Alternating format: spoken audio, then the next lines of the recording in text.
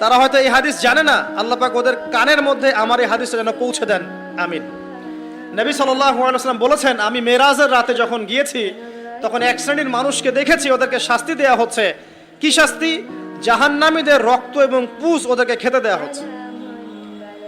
জিবরাইল আলাইহিস সালামকে জিজ্ঞাসা করা হলো যে এরা কারা?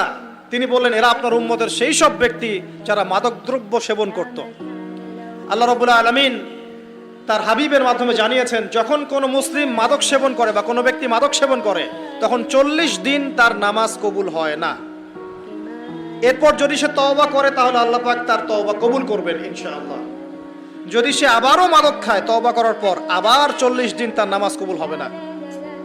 যদি সে আবার তওবা করে আল্লাহ পাক আবার তাকে মাফ করে দিবেন। যদি সে আবারও মাদক খায় আবার 40 দিন তার নামাজ কবুল হবে না। তারপর যদি আবার তওবা করে আবার আল্লাহ তাকে মাফ করে দিবেন।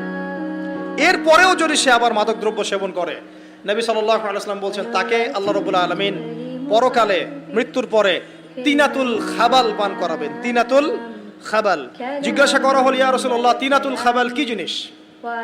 নবী সাল্লাল্লাহু আলাইহি ওয়াসাল্লাম উত্তর দিচ্ছেন, এটা হচ্ছে জাহান্নামীদের রক্ত, মাংস, এগুলো পুড়ে পচে যে রসটা বের হবে, এটা হচ্ছে তিনাতুল খাবাল।